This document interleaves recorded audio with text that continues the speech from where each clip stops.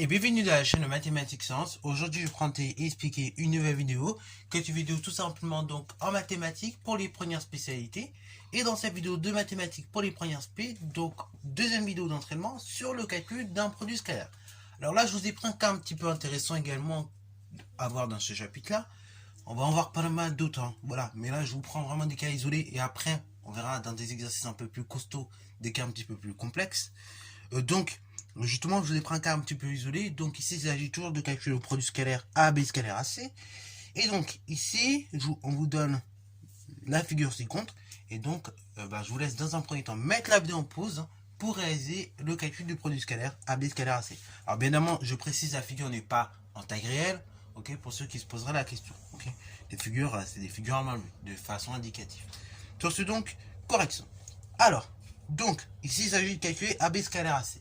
Petite précision, quand on vous met ici un angle de mesure quelque chose pi sur quelque chose, hein, ou en tout cas que dans la mesure de l'angle on a pi, ça veut dire qu'on est en radian, ok.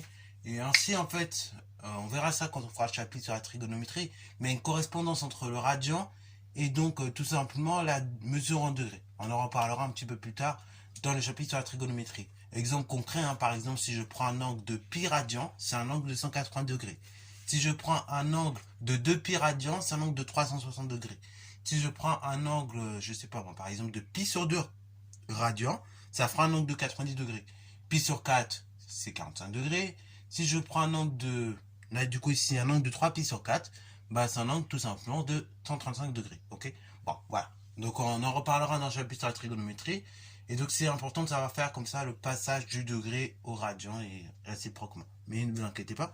Donc, c'est la petite indication que je voulais vous indiquer pour le calcul du produit scalaire qui va nous être très utile. Donc, il s'agit de calculer le produit scalaire AB scalaire AC. Donc là, on donne un certain nombre de données. On donne des données sur les normes des deux vecteurs, AB et AC. On donne également une donnée sur l'angle. Donc, je vais encore une fois utiliser la même formule que dans la vidéo précédente, avec donc tout simplement cette fois-ci l'angle. Donc, je sais qu'avec l'angle, AB scalaire AC, c'est donc la norme du vecteur AB multiplié par la norme du vecteur AC. Alors pareil, il y a certains profs de maths qui vous donnent la formule un petit peu de façon plus directe que moi, que je vous propose ici. Ils disent que AB scalaire AC, c'est longueur AB fois longueur AC. En fait, c'est totalement la même chose, hein, qu'on dise norme du vecteur AB ou bien longueur AB, multiplié par norme du vecteur AC ou bien longueur AC, on part tout à fait de la même chose, hein, qu'on soit bien d'accord. Hein. La norme du vecteur AB, c'est la longueur AB. Et la norme du vecteur AC, c'est la longueur AC. Donc, voilà, c'est exactement la même chose que je donne comme ça, ou bien que tout simplement je dise AB fois C. Alors donc, norme de AB, norme du vecteur AC, multiplié par le cosinus de l'angle formé entre les deux vecteurs, donc AB et AC. Ainsi, donc l'angle formé, c'est BAC. Donc multiplié par cosinus de l'angle BAC. Or, justement, vous savez que cosinus de l'angle BAC, ça équivaut donc à cosinus de 3 pi sur 4, ce qui équivaut donc à la chose suivante. Donc on peut effectuer le calcul à la calculatrice pour vérifier, pour se rassurer. Donc là je vais le faire avec vous.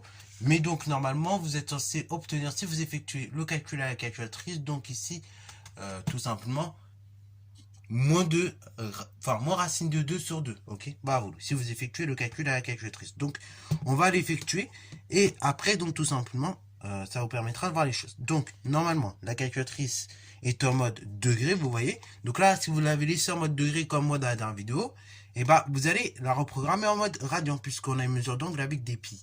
Donc là, ce dont je vais faire, je vais aller dans trigonométrie, ici. Après, avant même d'aller dans trigonométrie, pardon. Donc je fais seconde quitter. Avant d'aller dans trigonométrie et donc d'effectuer mon calcul, je vais aller dans mode. Je vais dans mode, et donc je vais aller sur la ligne concernant le radian et le degré. Donc je descends jusque là, radian degré.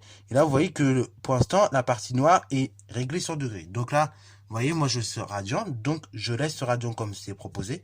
Et je vais juste faire Enter pour que, vous voyez, ça clignote en noir ici. Et que surtout, il n'y ait plus la partie noire sur degré.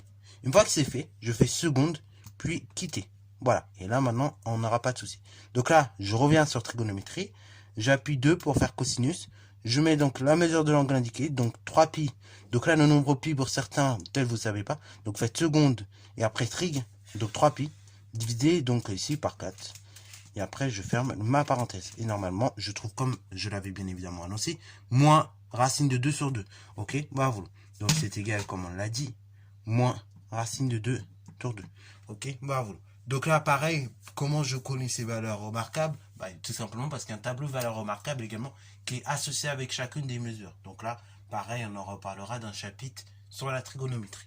Donc, du coup, hors cosinus de l'angle BAC, c'est cosinus de 3pi sur 4 radians, c'est-à-dire donc moins racine de 2 sur 2.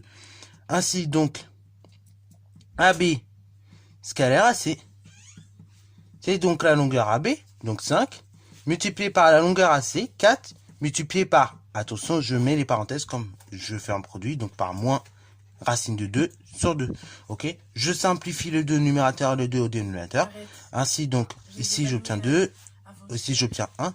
Et ainsi, donc, AB scalaire AC, c'est donc égal à 5 fois 2 fois, tout simplement, moins racine de 2.